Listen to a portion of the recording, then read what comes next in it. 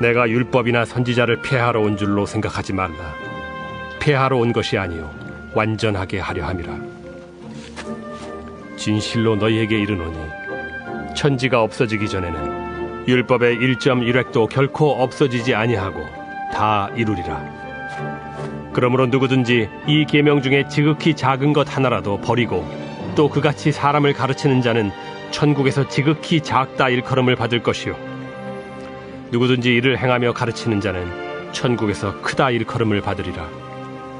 내가 너희에게 이르노니 너희 의의가 서기관과 바리새인보다 더 낫지 못하면 결코 천국에 들어가지 못하리라.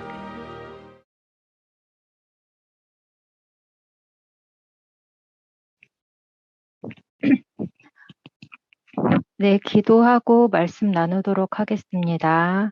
들리시나요? 들리세요?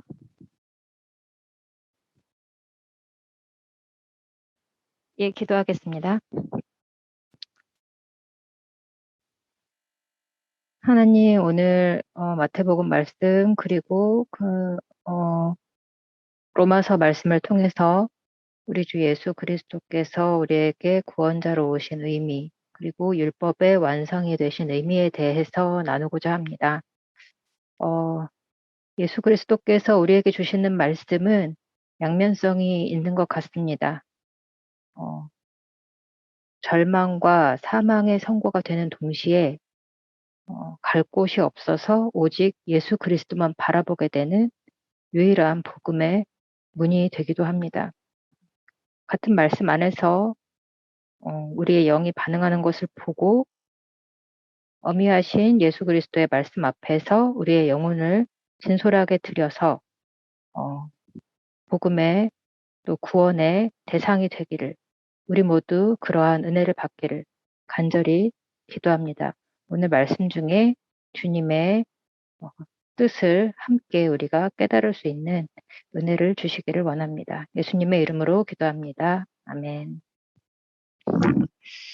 네, 오늘 본문 말씀은 마태복음 5장이지만 말씀 내용은 주로 로마서에서 그 근거 말씀이라고 해야 될까요? 이렇게 나눌 예정입니다.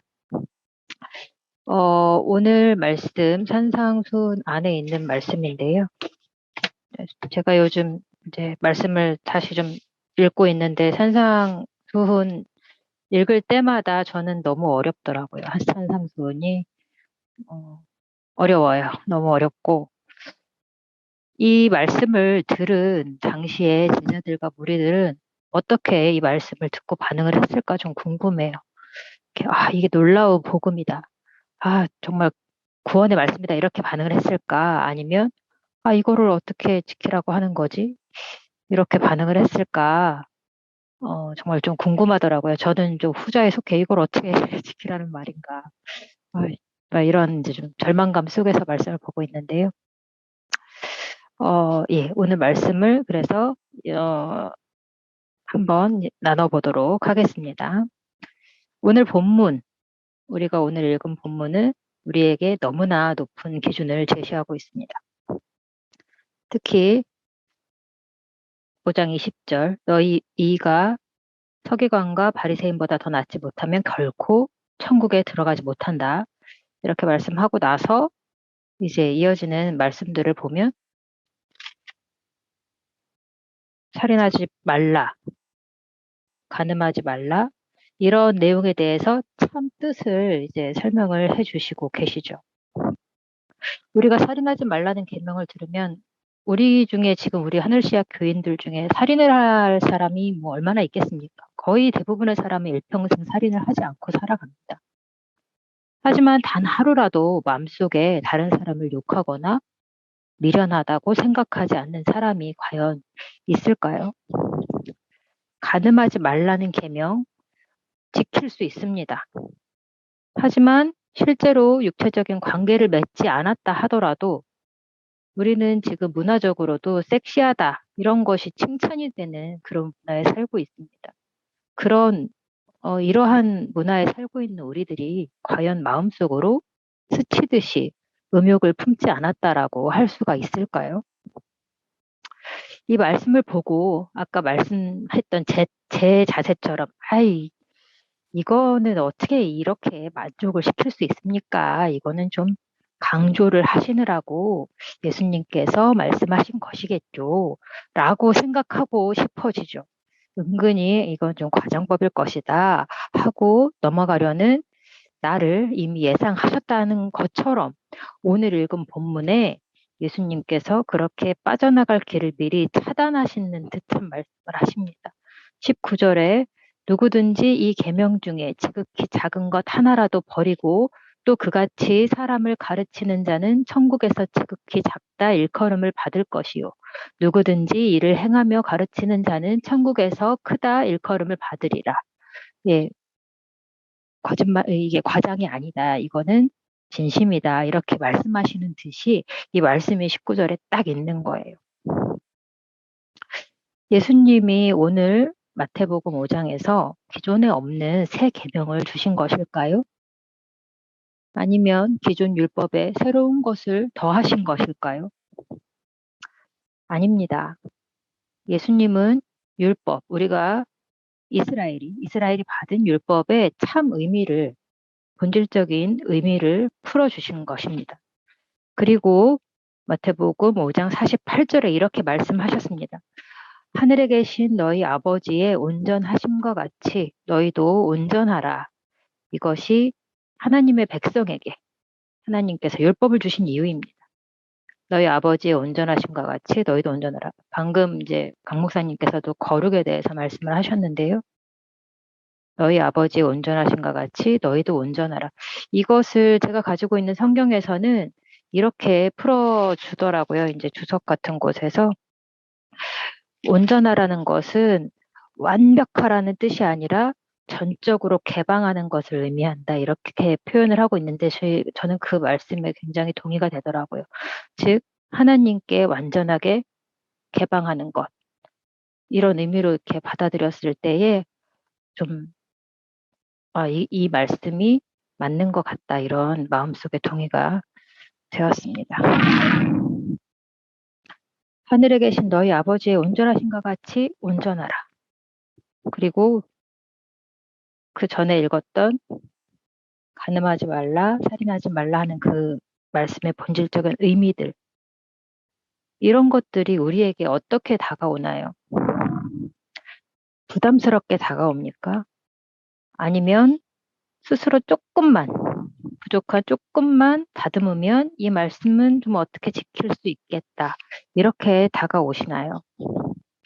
저에게는 도저히 다다를 수 없는 불가능의 영역으로 다가옵니다.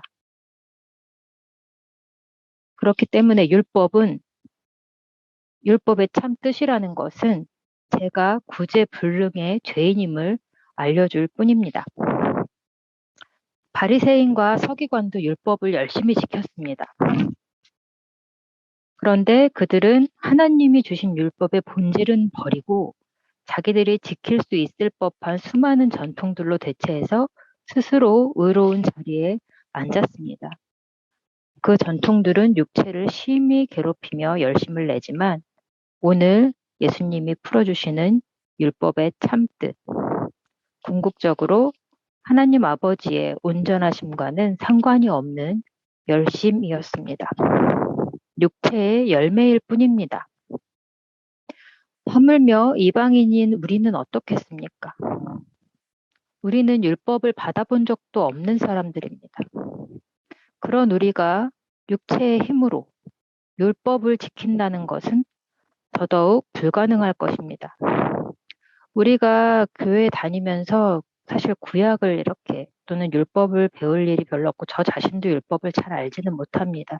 예수님이 오셨기 때문에 이제 예전의 약속이 폐하여진 것처럼 생각을 하지만 오늘 예수님은 그렇게 말씀하지 않으시죠. 17절, 18절에 이렇게 말씀하셨죠. 내가 율법을 폐하려 온 것이 아니고 완전하게 하려 합니다. 천지가 없어지기 전에는 율법의 1.1획도 결코 없어지지 아니하고 다 이루리라. 이렇게 말씀을 하셨단 말이죠. 그러니 이를 어떻게 할 수 있을까요? 예수님의 말씀에 의하면 우리는 율법에 의해서 꼼짝없이 심판에 처할 운명이 되었습니다. 그렇기 때문에 계명은, 그리고 본문에서 예수님이 풀어주신 율법의 참 의미, 본질적인 의미는 우리를 필연적으로 예수 그리스도의 십자가 앞으로 나가게 하는 것입니다. 우리가 예수 그리스도의 십자가 앞에 나간다, 우리 십자가 앞에 나가야 된다, 이런 표현을 교회 다니면 굉장히 많이 쓰는데요. 그러면 우리가 그리스도의 십자가 앞에 나간다라는 것이 무엇을 의미하는지, 그리고 그 십자가에서 어떤 일이 벌어진다는 건지, 그 내용이 로마서 5장에서 8장에 굉장히 자세하게 설명이 되어 있습니다.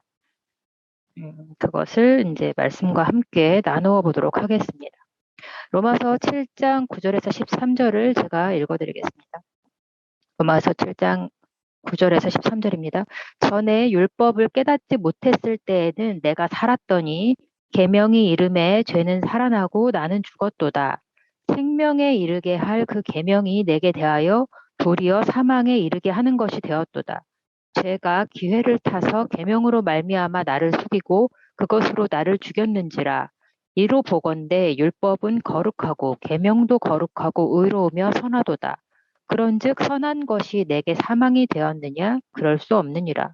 오직 죄가 죄로 드러나기 위하여 선한 그것으로 말미암아 나를 죽게 만들었으니 이는 계명으로 말미암아 죄로 심히 죄되게 하려 함이라. 이 말씀을 오늘 읽었던 본문과 그 이후 구절을 생각하면서 보도록 하겠습니다. 다시 오늘 읽었던 마태복음으로 돌아가서 오늘 본문 이후의 말씀을 보면 마태복음 5장 21절 22절에 이렇게 되어 있습니다. 옛사람에게 말한 바 살인하지 말라.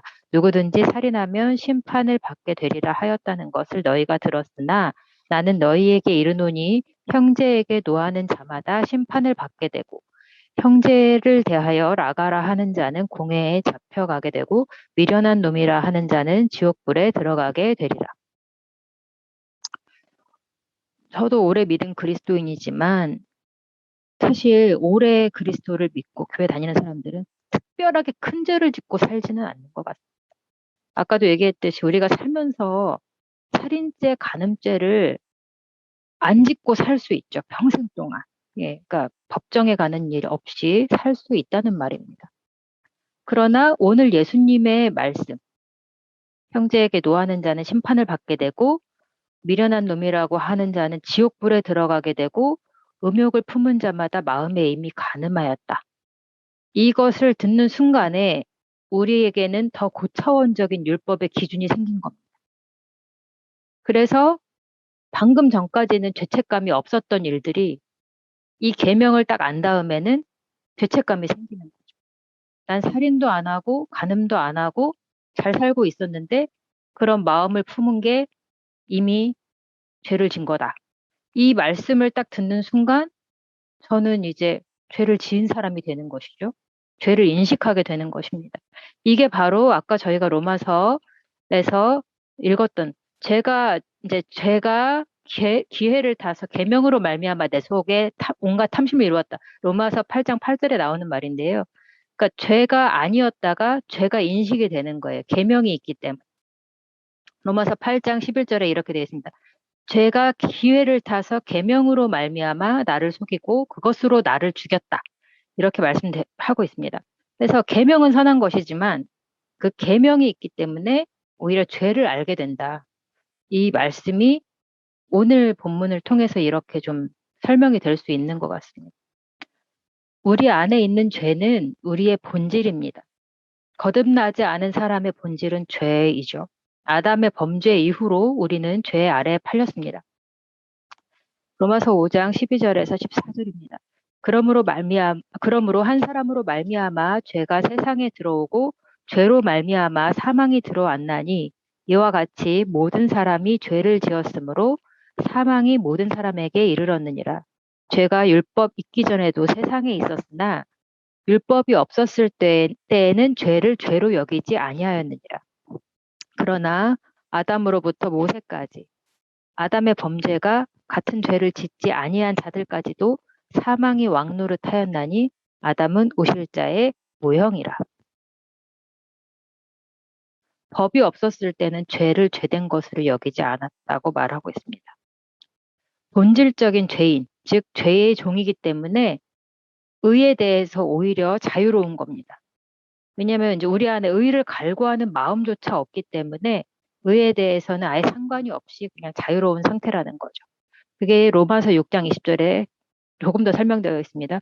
너희가 죄의 종이 되었을 때에는 의에 대해서 자유로웠느니라. 너희가 그때에 무슨 열매를 얻었느냐. 이제는 너희가 그 일을 부끄러워하나니 이는 그 마지막이 사망이니라. 그냥 아담의 자손으로 자연인으로 살다가 그냥 가는 그 길에는 죄의 열매밖에 없고 의에 대해서 인식하는 게 없기 때문에 오히려 의에 대해서 자유롭고 그냥 죄의 열매만을 맺다가 사망에 이른다. 이런 거죠. 그렇게 죄의 종으로 살던 우리 다 같습니다. 우리 중에 의인으로 태어난 사람은 없지 않습니까?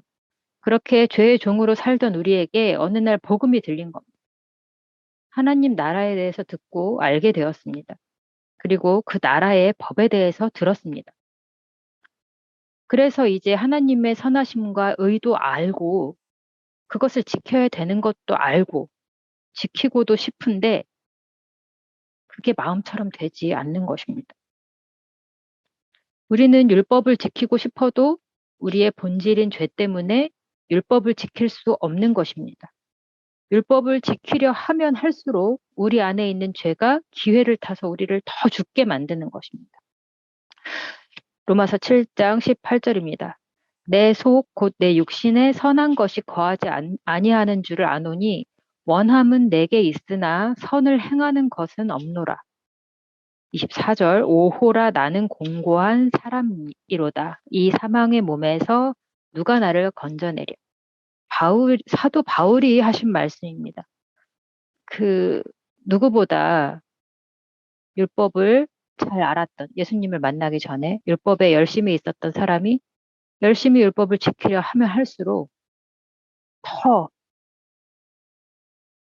선을 행하는 것이 없다라는 것을 알게 되는 이 정말 그 성령으로 거듭나기 전에 절망적인 상태에 대해서 바울이 이렇게 얘기를 하고 있습니다.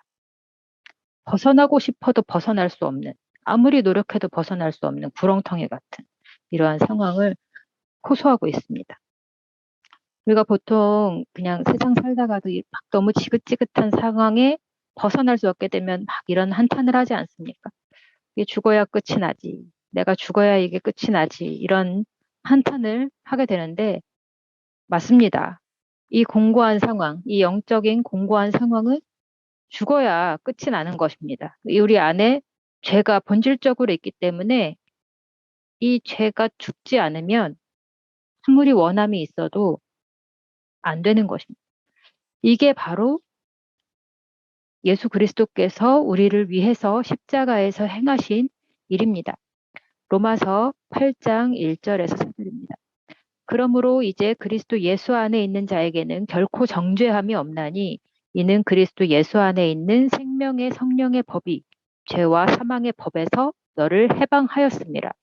율법이 육신으로 말미암아 연약하여 할 수 없는 그것을 하나님은 하시나니 곧 죄로 말미암아 자기 아들을 죄 있는 육신의 모양으로 보내어 육신의 죄를 정하사 육신을 따르지 않고 그 영을 따라 행하는 우리에게 율법의 요구가 이루어지게 하려 하십니다. 이니라.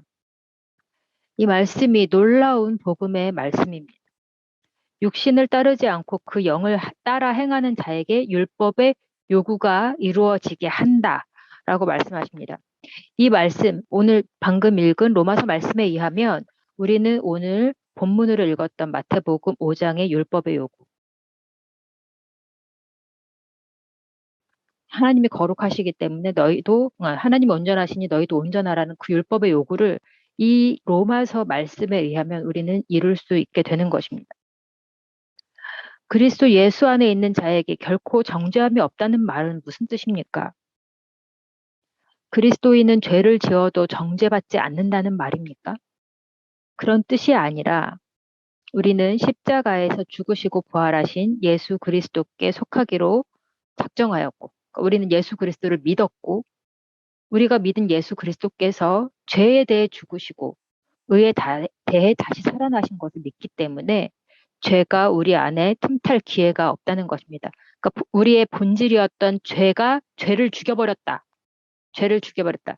그런 얘기입니다. 물론 여전히 죄의 유혹은 외부에 존재합니다. 하지만 안에서 우리를 올가매고 죄를 끊임없이 곰팡이처럼 계속 생성하는 본질적인 그 죄악이 예수 그리스도를 믿음으로 말미암아 그 죄의 본질이 죽었고 영으로 다시 예수 그리스도로 말미암아 살았다.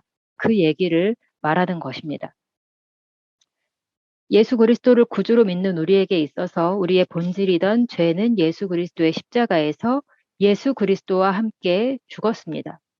예수를 믿는 자에게 오는 유혹은 이제 외부로부터 오는 유혹이며 우리 안에서 군림하던 본질적인 죄로부터 걸려 넘어지는 것이 아님을 본 말씀이 선포하고 있는 것입니다. 죄에 대해 죽고 의에 대해 사는 거듭남으로 인해서 이제 그리스도의 영을 따름으로 인해 이때까지 우리를 괴롭히던 죄의 활동, 율법의 기회를 틈타 우리를 사망 가운데로 끌어당겼던 그 정죄함이 우리 안에 그 존재했던 그 정죄함이 이제는 사라졌다. 이렇게 말씀하는 것입니다.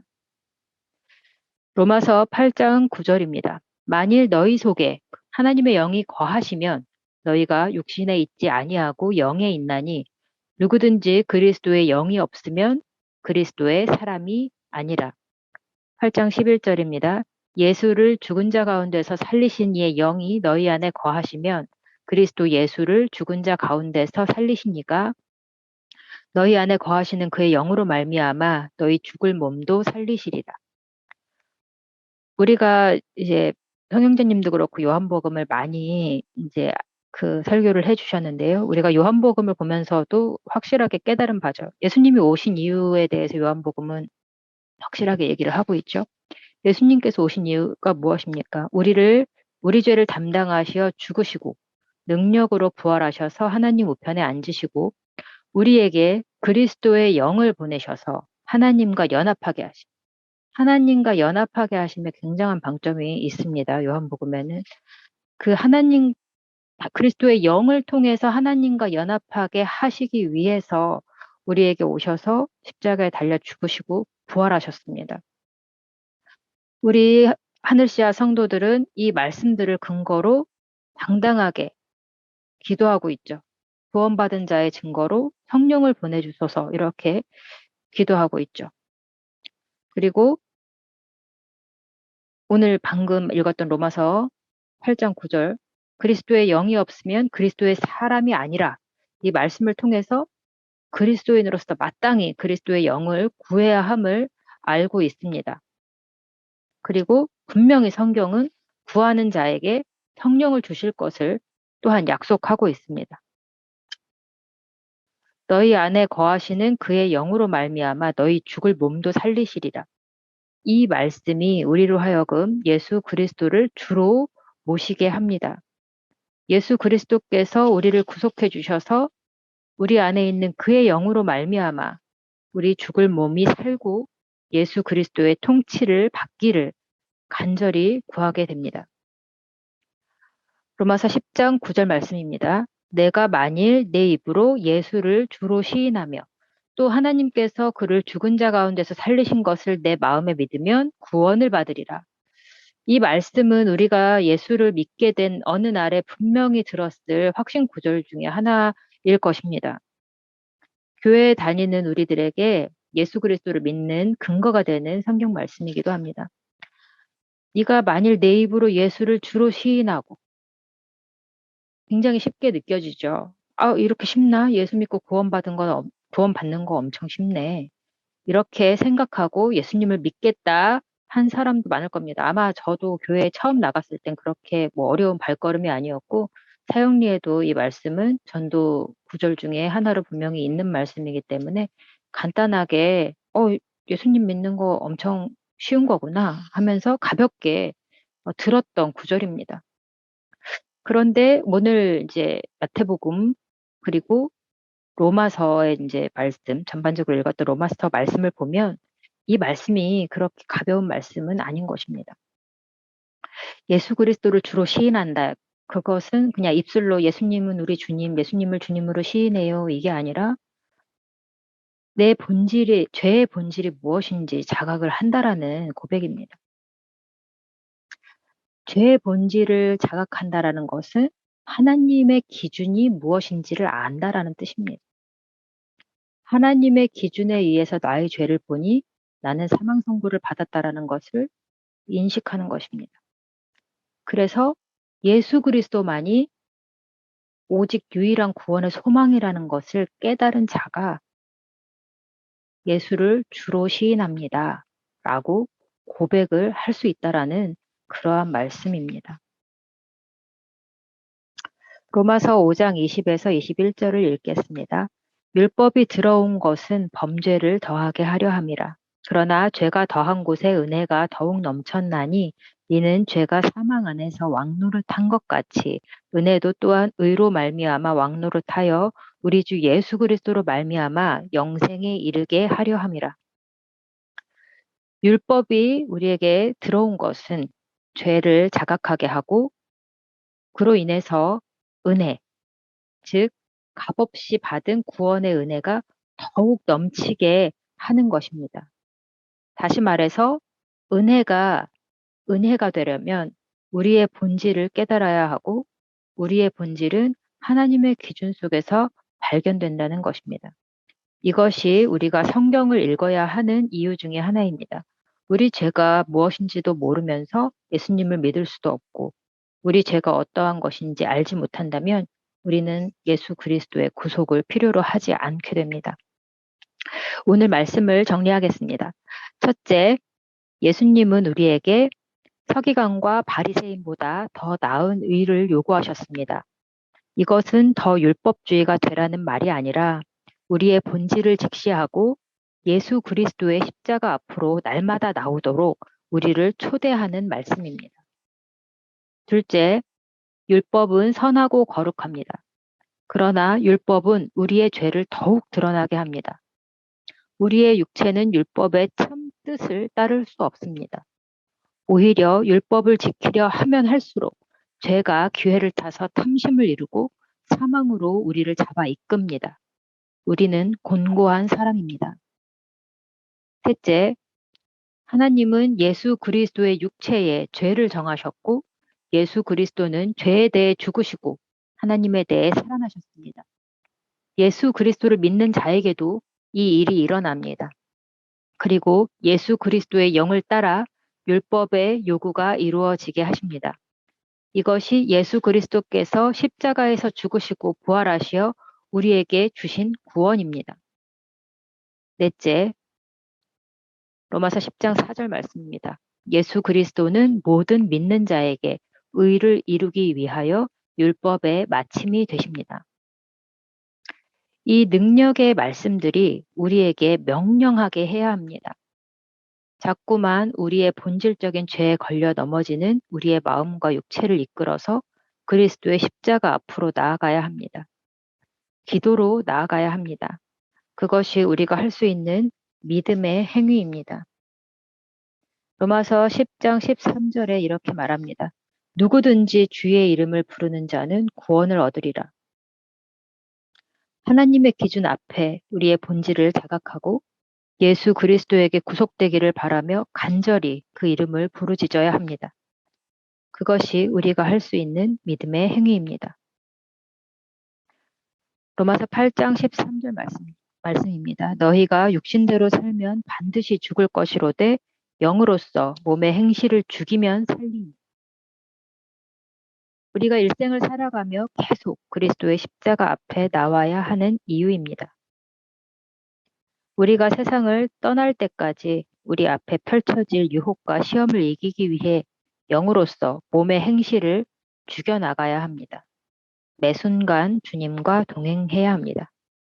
기도하겠습니다. 주님께서 주신 말씀, 하나님 아버지처럼 온전하라는 말씀은 우리에게 좌절감을 줍니다. 바리새인과 서기관보다 의로우라는 말씀은 불가능으로 여겨집니다. 그러나 그 좌절이 우리를 그리스도의 십자가 앞으로 인도합니다. 그래서 은혜입니다. 우리는 스스로 죄인이라 생각하지만 아직 하나님의 거룩하신 기준으로 스스로를 돌아보지 못했습니다.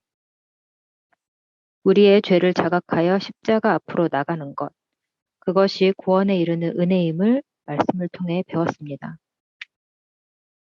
주님, 우리 각자에게 임하사 우리 죄를 자각하는 은혜를 주시옵소서. 우리가 하나님 앞에, 하나님의 기준 앞에 어떠한 존재인지 알게 해 주시옵소서. 날마다 매 순간마다 예수 그리스도를 의지하지 않고는 살 수도 없고 설 수도 없는 존재임을 깨닫게 해 주시옵소서. 그리스도의 십자가 앞에 나가겠습니다. 주님, 우리의 죄를 예수 그리스도의 십자가에서 그리스도와 함께 못 박고 그의 부활과 함께 살게 하옵소서. 우리 몸의 육체의 행실을 그리스도의 영을 따름으로써 죽이고 하나님의 백성으로 살게 하옵소서. 주님께서 주신 약속, 예수를 죽은 자 가운데서 살리신 이의 영이 우리 안에 거하면 그리스도 예수를 죽은 자 가운데서 살리신 이가 우리 안에 거하시는 그의 영으로 말미암아 우리 죽을 몸도 살리실 것을 우리가 믿습니다. 진심으로 믿습니다. 믿고 싶습니다. 우리가 이 믿음의 열매를 우리의 삶 속에서 보고 우리 안에 세상이 알 수도 줄 수도 없는 놀라운 확신으로 예수 그리스도와 동행할 수 있기를 간절히 구합니다. 복음의 능력이 우리 삶에 나타나길 간절히 소망합니다. 예수 그리스도의 이름으로 기도합니다. 아멘.